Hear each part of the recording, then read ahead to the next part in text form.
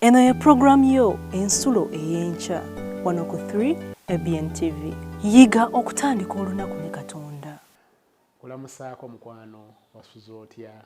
Mukama waffe yeebale kukuuma, yeebale tusinkanya nate, yeebale ate kubeerako ng'olaba program ensulo ey'enkya. Mukama waffe agulumizibwe. Atuwadde omukisa ogw'enjawulo, bw'atuwadde obulamu. Watuwadde obulamu, omuko ogw'obulamu gukyali mu nnyindo zaffe, atuwadde omukisa olunaku olulala tulukoleremu nga ye bw'asiimye. Erinnya ligulumizibwe ate lyebazibwe. Bangi tebaafunye mukisa guno munnange, kyetwaleeka kyakwebaza. Bangi beebase naye tebaazuukuse. Naye ggwe nange olw'okuba ntuwulira kitegeeza nti tuli balamu. Omukisa ogwo tugwebazize Katonda ate atusobozese okututuusa ku kigendererwa lwaki atuleseewo nga tukyali balamu. Mu ngeri endala atuwadde omukisa nti tusobola okukeera ne program ensulo ey'enkya. Tusobola okukeera ne tuyiga ekigambo kya Katonda. Bw'oba ng'obadde okikola bulijjo, Mukama akuwa omukisa. Mukama akuwa omukisa akuyinzise osigale ng'okikola. Osigale ng'otambula bw'otyo nga buli nkya okeera n'oyiga ekigambo kya Katonda. Omukisa bwe guli wano ku Free ABN, ffe tubaawo ne program ensulo ey'enkya buli ku makya. Bw'oba ng'obadde tokikola nga leero zze buzzi nga gwe murundi gwo ogusookedde ddala, naye Mukama akuwa omukisa.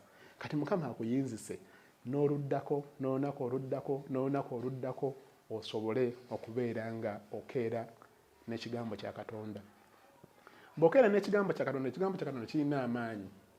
Ekigambo kya Katonda kiruŋŋamya. Ekigambo kya Katonda kiwa essuubi ate kisumulula.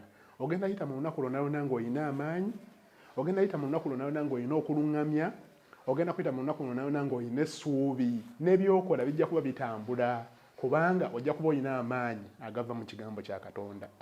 Kyova olaba nkwegayiridde, tegeeza oyo omuntu mukwano gwo, muganda wo gw'okola naye atakeera na kuyiga ekigambo kya Katonda, omugambe ku programu ensulo ey'enkya buli ku makya ku Free ABN tubaako, atege abeereko emufuukira empisa.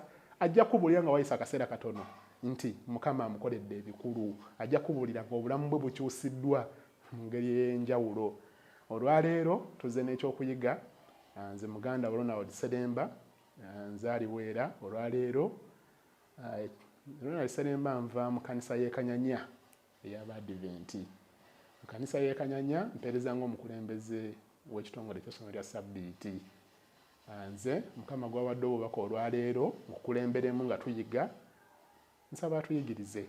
Nsaba Mukama akuwa omukisa nga tuyiga, katwebaze. Mukama Katonda tukweyanza nnyo olw'omukisa guno gw'otuwadde ogw'enjawulo. Otuyigirize nga ggwe bw'oyagala. Otuliise. Otusomese ebigambo eby'obuziba bye wateeka mu kigambo kyo ekitukuvu mu Bayibuli. Tubitegeerere ddala. Tukole okusalawo nga tubitegedde. Tukole okusalawo okutambula naawe. Ate otunywereze mu kkubo eryo. N'oluvannyuma bw'oliba okomezaawo obwakabaka bwo, Mukama Katonda, otusitulire wamu tubeere omu ku abo abalisikira obwakabaka obwo.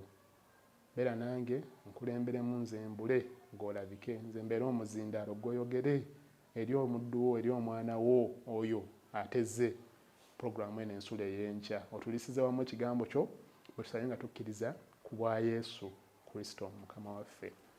Amiina. Ekyokuyiga kyaffe olwaleero tugenda kukisimbula of course mu kigambo kya Katonda. Tugenda kusoma mu ndagaano enkadde ekitabo kya Nnabbi Isaaya. Tugenda kusoma essula ya 43 olunyiriri lw'ekkumi. Isaaya 43 olunyiriri lwa 10. Ngenda kusoma nga bw'ogoberera. Oba olina Bayibuli yaawo w'oli, kikulu n'ogibikkula. N'obikkula n'ensoma nga bw'ogoberera. Bw'oba togirina osobola ofuna akakalaamu n'ofuna olupapula n'owandiika ennyiriri zino z'enzija nsoma mu kyokuyiga wano, kubanga ate bw'onaaziwandiika kijja kuyamba. Oddayo n'okebera. Bw'okebera n'oyongera okuyiga, n'oyongera okusoma, n'oyongera okutegeera ekigambo kya Katonda.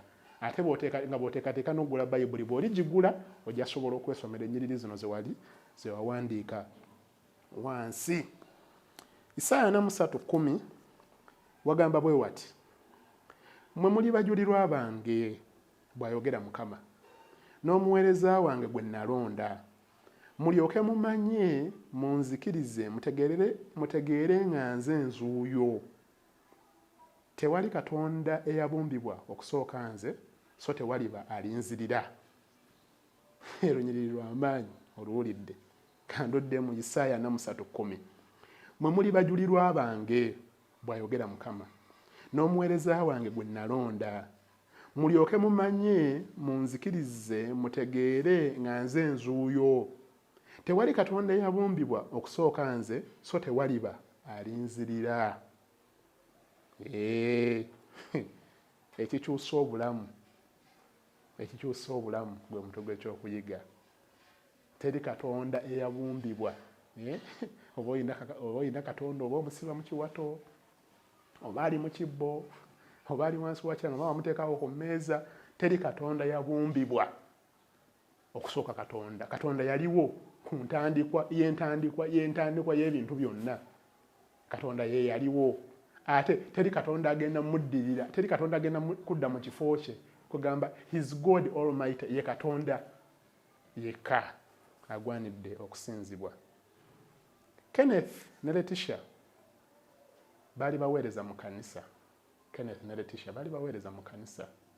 Era mu kanisa yaabwe gye baasabiranga ey'Abadvent baakolanga obuweereza mu kanisa bwonna. Bino bijja eri ggwe omuweereza mu kanisa. Baasooka ne bakulembera essomero lya Sabbiiti ne balikulembera bulungi. Ne bava ku ssomero lya Sabbiiti ne bakolanga abadinkoni. Era obudinkoni ne babukola bulungi ne baweereza mu kanisa nga badinkoni. Ne bava ku budinkoni ne bagenda ne baweereza ne basaavinga ku church board nga batuula ku church board. Ne bavaawo ne baweereza ku worship committee. Kwegamba ne bakola obuweereza mu kanisa obusinga obungi nga bali ku kitundu ku buweereza obwo. Naye baali balina kye batakolangako bwe batugamba mu lugero lwabwe. Baali tebayigirizangako muntu Bayibuli. They had never conducted a Bible study. Baali bakoze obuweereza bonna nga mu kanisa bali active baweereza bakola guno bakola guli naye nga tebayigiriza tebatulangako na muntu ne bamuyigiriza Bayibuli ne bagimusomera ne bamuyigiriza Bayibuli olw'okukyuka okudda eri amazima. They had never conducted a Bible study nga tebayigirizangako muntu Bayibuli.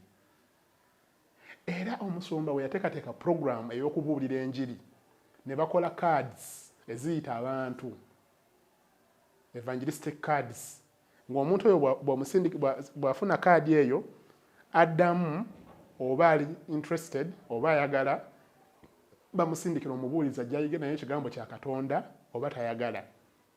Kati bwe basindika kaadi ezo mu bantu abali beetoolodde ekitundu awo ku kanisa abantu bangi ne baddamu. Nagaye bino bijja eri ggwe omuweereza era omuwulizi w'enjiri.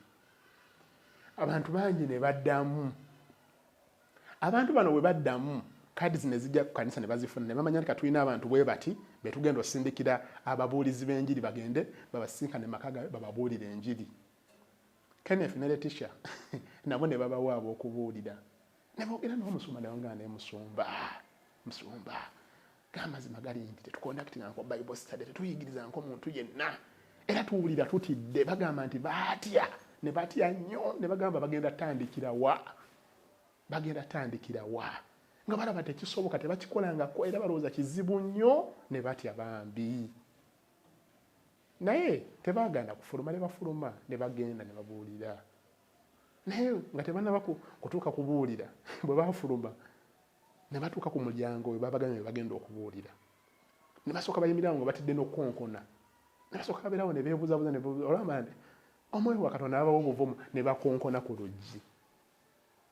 Bwe bakonkona ku luggi omukyala n'avaayo n'abaana be nga yenna musanyufu n'ababuuza bannange abaffe mbayambye muki ne bamugamba ffe tuli babuulizi ba njiri tuzze tuyigeko naawe ekigambo kya Katonda. Omukyala n'asanyukira okuyiga ekigambo kya Katonda. Kwegamba baali batidde ne kibawa amaanyi bagenda okuyingira mu nnyumba nga waliyo ate abantu abalala 5 nabo baagala okuyiga ne bayiga nabo ekigambo kya Katonda ne badda olunaku olulala ne badda olunaku olulala ne bayiga ekigambo kya Katonda ne bayiga nabo emyezi ne bayiga nabo emyezi era waayita akaseera katono abantu bano ne babatizibwa. Amiina. Naye nga mu kusooka basooka kutya kubanga baali tebakikola ki? Baali tebakikolangako. Simanyi naawe osobola okubayo nga gy'oli ng'otya okubuulira kubanga tokikolangako. Era nga pulogulaamu z'okubuulira bwe zijja bwe zite mu kanisa nga gw'onoonya ewangu n'ogamba nti ewajja okwanguwa nja kuteekayo ssente, ndaba beetaaga ssente, nja kuteekayo ssente naye nze sijja kulabika, sijja kubeera ku ttiimu ezinaafuluma ogenda okubuulira.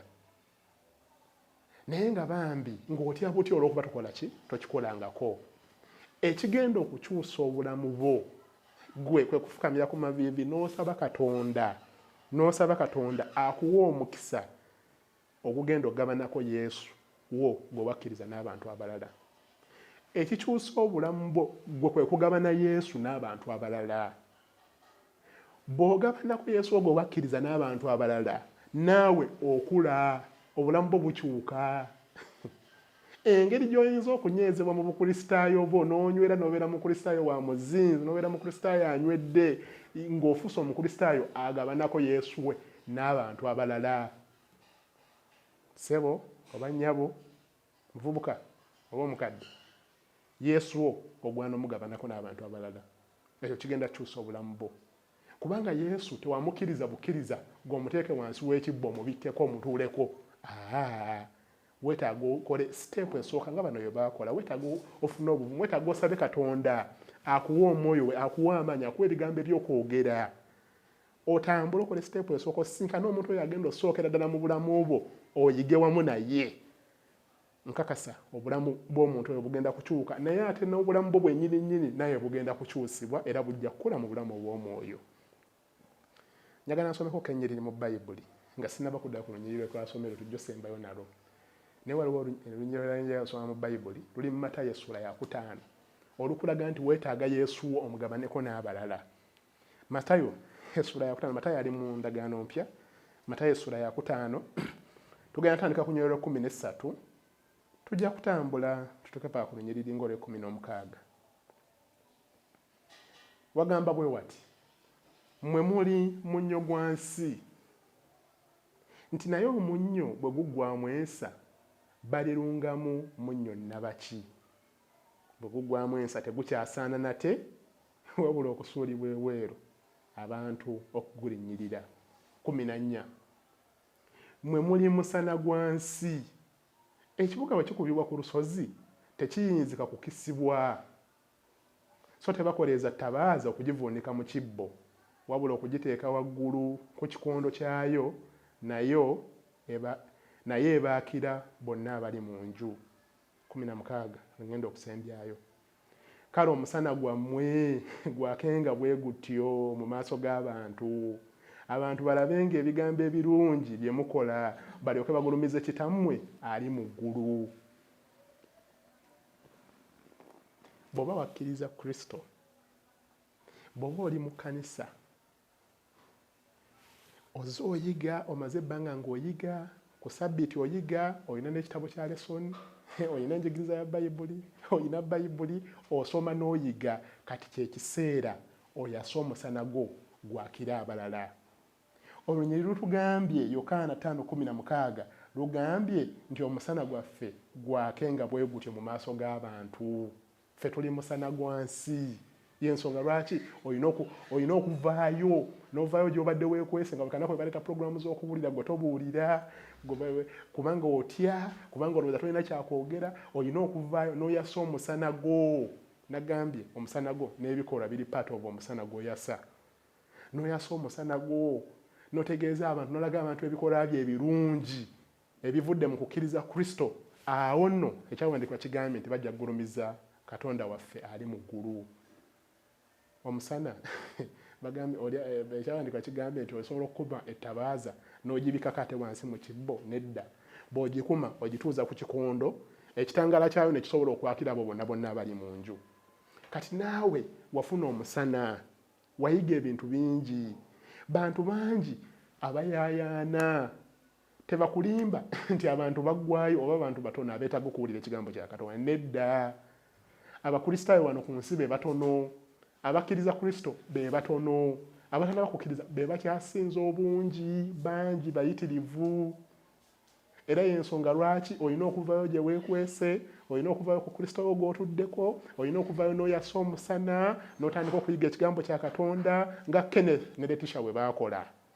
Kenneth ne Letitia tulabe nga baali batya okubuulira ekigambo kya Katonda ne baasanyusibwa bwe baagenda mu maka agaasooka ne bakonkona ne babaggulira, eyabaggulira nga musanyufu n'abawa n'abantu abalala 5 ne babayigiriza ekigambo kya Katonda nabo ne bakyuka.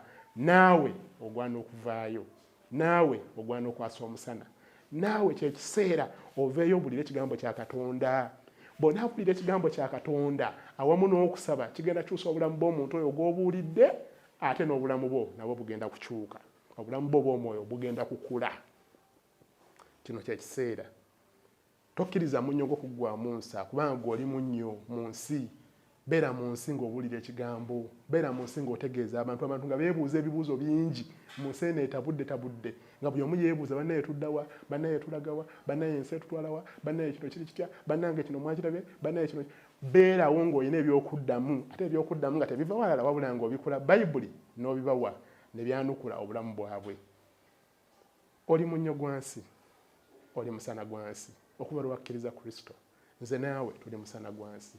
Totula butuuzi mu kkanisa, tobeera bubeezeeyo mu wiiki n'okola mirimu gyo n'omala ku Ssabbiiti n'ojja mu kkanisa n'otuula gwe n'oyiga n'oddayo n'omalako omwezi n'omalako omwaka n'okwata n'omwaka omulala. Nedda, oli musana gwa nsi.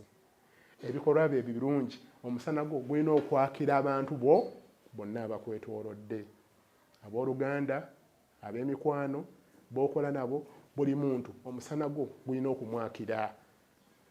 Bwe gunaamwakira bajja laba ebintu ebirungi by'okola, bajja laba enneeyisaayo bwekyuse, kubanga Kristo yakukyusa n'akujja gye wali, n'aggyawo empisa embi ze wali oyina, n'aggyawo okutamiira, n'aggyawo ebiragalalagala, n'aggyawo obukaba, n'aggyawo ebintu bingi. Kati bajja bitunuulira byonna byonna beebuuze, bannange watuuka otya ku kino, kati gw'obaddemu bagambe nti Kristo yalongoosa, Kristo yasumula, Kristo yanunula, Kristo yazza obujja, yatonda.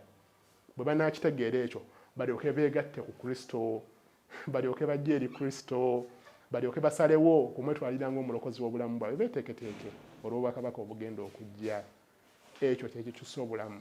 Era bw'onaakikola ojja kukyusa obulamu bwo.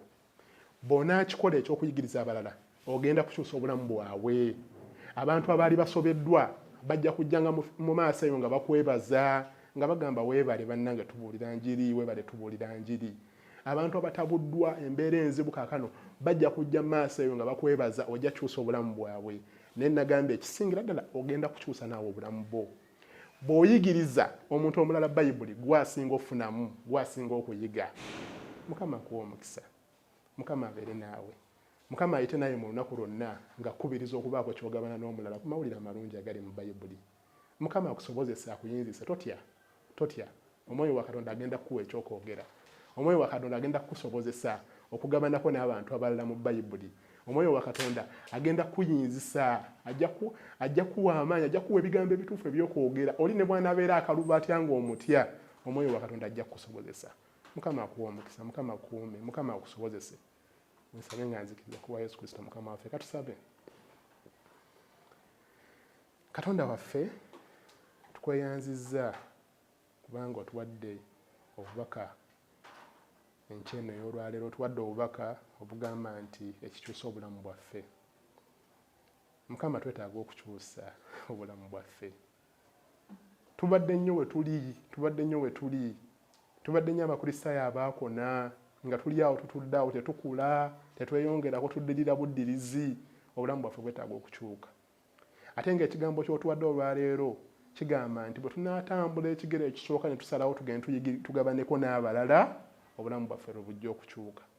Mukama Katonda otuwa amaanyi, otusobozese nga tuyiga, omwoyo watuluŋŋamya atubikkulire tufune okutegeera ebyawandiikibwa mu ngeri esobola okunnyonnyola abalala bakyuke. Obeere naffe okuyita mu lunaku lwonna, otambule naffe okuyita mu lunaku lwonna, otuluŋŋamye nga tukola, nga tusalawo. Otuwa omukisa gwo Mukama, owa omukisa emirimu gy'emikono gyaffe, tufune ebibala bingi tusobole okwebeezaawo. Ate bwe tuba tufunye ebibala tuzze ekimu eky'ekkumi mu kkanisa ng'ekigambo kyo bwe kyogera mu bayibuli. Obeere naffe, obeere n'eŋŋanda zaffe, obeere n'emikwano gyaffe, obeere n'abooluganda bonna be tusinza nabo ku kkanisa obawe omukisa. Naawe be tubuulira enjiri Mukama Katonda tubateeka mu mikono gyo nga twogera nabo, Omwoyo ng'abakubiriza bawulire basalewo badde gy'oli. Tukuumire wamu ffenna bwetyo tusabe nga tukkiriza ku wa Yesu Kristo Mukama waffe. Amiina.